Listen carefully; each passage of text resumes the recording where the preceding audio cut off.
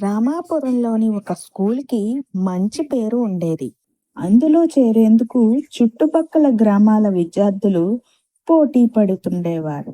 దాంతో 10వ తరగతిలో ఏ, బి సెక్షన్‌లని 2 సెక్షన్‌లు పెట్టారు.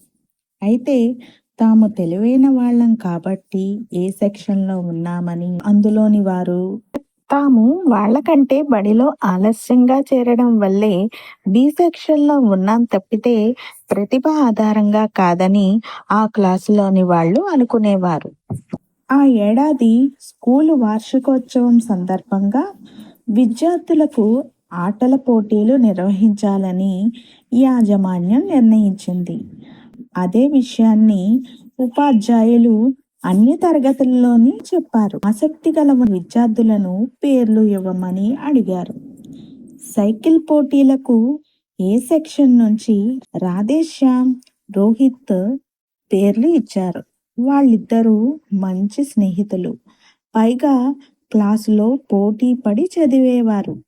మొదటి ర్యాంకుల్లో ఎప్పుడూ వాళ్ళిద్దరే ఉండేవారు.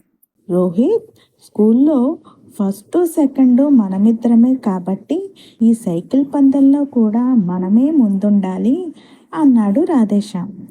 మనం రోజు ఊరి నుంచి సైకిల్ మీదే వస్తున్నాం కాబట్టి కంగారు పడాల్సిన పని లేదు, సులభంగా పందెంలో గెలిచేస్తాం అన్నాడు రోహిత్ ధీమాగా. బి సెక్షన్ నుంచి గోపాల్ ఒక్కడే పేరు ఇచ్చాడు.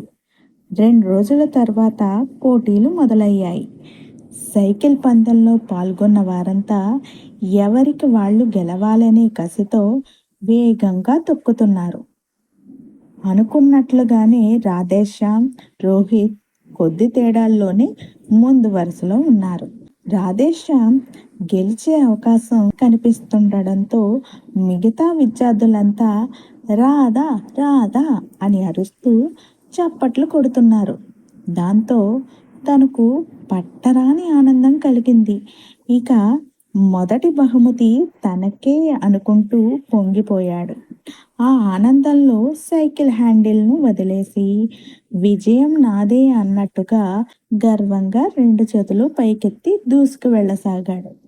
కొద్ది క్షణాల్లో గమ్యం చేరుకుంటాడని అనుకుంటుండగా ఒక్కసారిగా అతడి సైకిల్ అదుపు తప్పింది. హ్యాండిల్ను వదిలేసి ఉండడంతో పట్టు కోల్పోయి కింద పడిపోయాడు.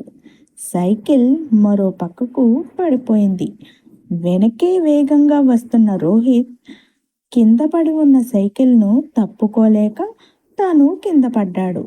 దాంతో వాళ్ళిద్దరి కంటే వెనక వస్తున్న బి సెక్షన్లో ఉండే గోపాల్ గమ్యానికి చేరుకొని విజేతగా నిలిచాడు. నమ్మకం, అహంకారం మనల్ని ఓటమి పాలు చేయడమే కాదు, కొన్నిసార్లు ప్రమాదంలోనూ పడేస్తాయని రాధేశ్యామ్, రోహిత్లకు అప్పుడు అర్థమయ్యింది.